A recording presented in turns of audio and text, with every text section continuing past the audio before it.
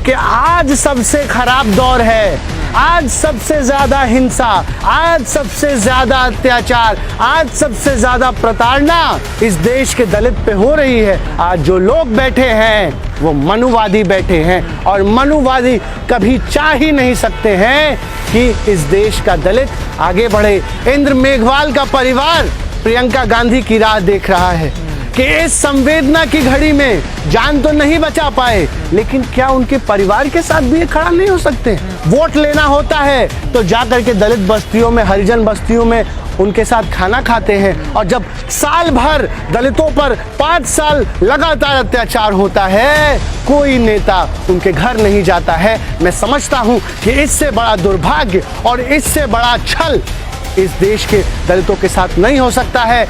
आने वाला समय भाइयों बहनों, मैं बार बार आपको चेता रहा हूं कि आने वाला समय गुलामी से भी खतरनाक होने वाला है, क्योंकि अंग्रेज तो चले गए लेकिन उनके शागिर्द, उनके रहनुमा आज भी सत्ता में है। इस देश में दोबारा किसी इंद्र मेघवाल को पानी पीने के लिए उसकी हत्या ना हो जाए, किसी युवा को घोड़ी चढ़ने के लिए उसकी हत्या ना कर दिया जाए, मंदिरों में प्रवेश वर्जित ना कर दिया जाए, इसके लिए लड़ाई लड़नी पड़ेगी।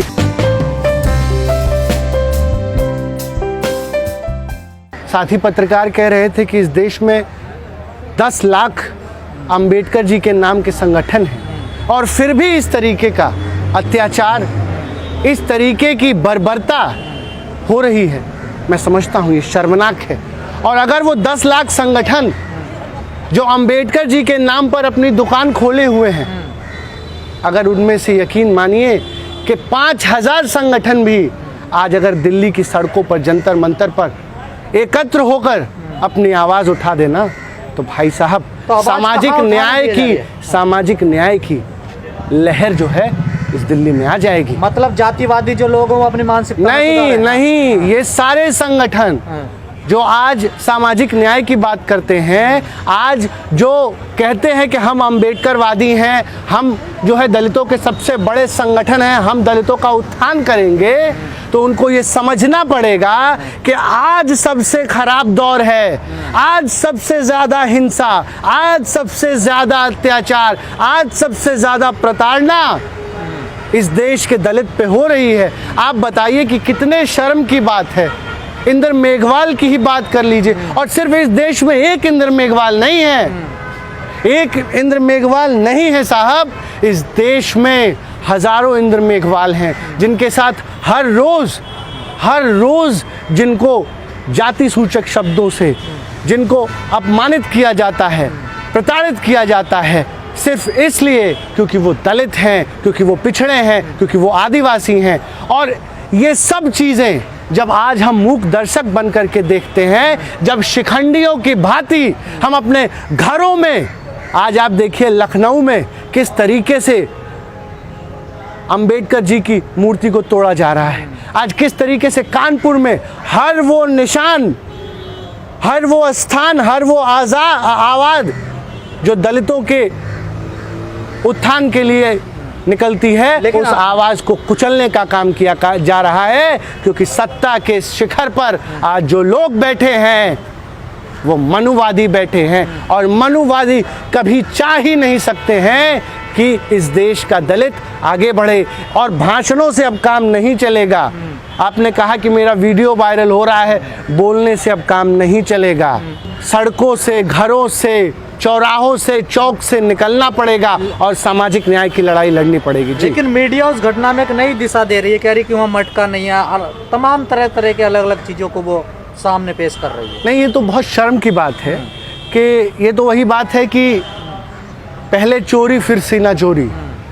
आज मैं इसमें कांग्रेस की सरकार, राजस्थान के कांग्रेस की सरकार की भी जवाबदेही तय करना चाहूँगा कि अगर राहुल गांधी, अगर प्रियंका गांधी ये कहते हैं कि वो दलितों के सबसे बड़े हम रहनुमा हैं, दलितों के सबसे बड़े चिंतक हैं, तो आज वो कहाँ हैं? इंद्र मेघवाल का परिवार प्रियंका गांधी की राह देख रहा है कि इस संवेदना की घड़ी में जान तो नहीं बचा पाए, लेकिन क्या उनके परिवार के साथ भी ये खड़ा नहीं हो सकते? आप सोचिए कि अगर यही इंद्र मेघवाल की घटना अगर यही इंद्र मेघवाल की घटना उत्तर प्रदेश में होती तो यही कांग्रेस, यही समाजवादी पार्टी के अखिलेश यादव और तमाम विपक्ष का नेता जो अपने आप को तथाकथित नेता कहते हैं, दोहरा रवैया क्यों है इनका? क्योंकि इनको अपनी पॉलिटिक्स चमकानी है और इनकी पॉलिटिक्स में दलित कहीं नहीं खड़ा होता है।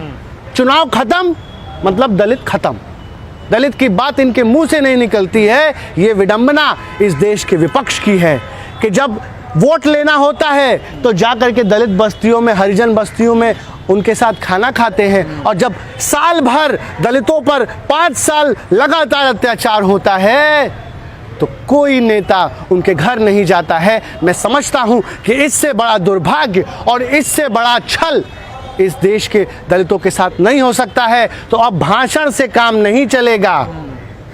सामाजिक न्याय की लड़ाई घर में बैठ के नहीं लड़ी जा सकती है। अगर अंबेडकर जी भी अपने घर में बैठ गए होते तो कभी भी इस देश का संविधान नहीं लिख पाते। अगर अंबेडकर जी ये सोचकर बैठ जाते कि चंद मनुवादी लोग उनको दबा कुचल सकते हैं तो कभी भी इस देश में क्रांति नहीं आती। मैं बार बार इस देश के दलितों से यह हाथ जोड़कर विनती कर रहा हूं, अपील कर रहा हूं कि अगर दौड़ नहीं सकते तो चलो, चल नहीं सकते तो रेंगो, रेंग नहीं सकते तो बोलो, लेकिन बोलना बहुत ज़रूरी है क्योंकि आने वाला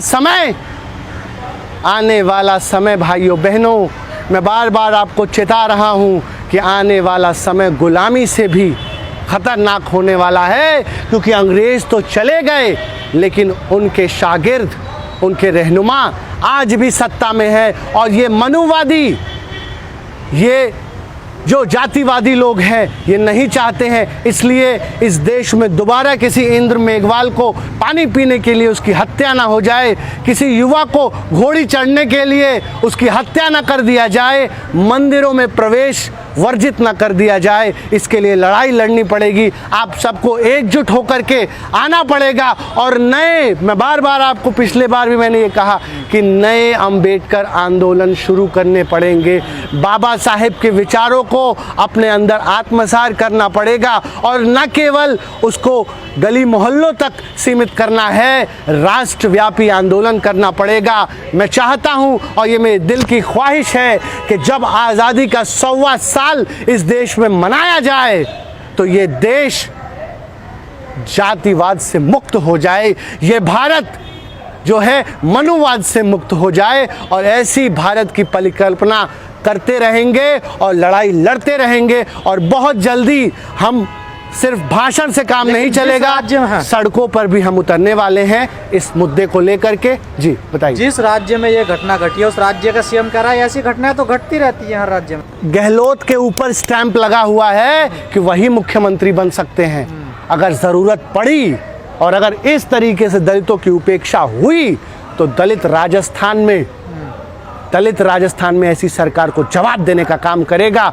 और मैं बहुत निष्पक्षता से, को ऐसा बयान देना चाहिए जैसे बिल्कुल नहीं देना चाहिए, दुर्भाग्यपूर्ण है। और इसके लिए मैं समझता हूं कि जवाबदेही तय हो और कहीं ना कहीं गहलोत जी को इस्तीफा भी देना चाहिए कि उनके राज्य में जो पार्टी 150 साल पुरानी पार्टी जो दलितों को कहती है कि हम दलितों के सबसे बड़े चिंतक हैं, उस पार्टी का अगर सबसे बड़ा नेता जो वरिष्ठ नेता है इस तरीके की गैर जिम्मेदार बात करता है तो मैं समझता हूं कि ऐसे नेता कांग्रेस को डुबा रहे हैं और रसातल में ले जा रहे हैं। इसीलिए कांग्रेस इस देश से खत्म हो रही है। इसलिए कांग्रेस को अपनी दशा और दिशा दोनों बदलने की जरूरत है। और दलितों के मुद्दे पर आप जाइए, राहुल गांधी, प्रियंका गांधी से उनके विचारों को स्पष्ट करिए कि क्या वो सच में दलितों के लिए हैं या सिर्फ वोट के लिए हैं। बहुत ज़रूरी है जवाबदेही तय करना। ये लड़ाई जब तक ये देश मनुवाद से मुक्त नहीं हो जाता तब तक ये लड़ाई चलती रहेगी। जय हिंद, जय भारत, जय संविधान, जय भीम।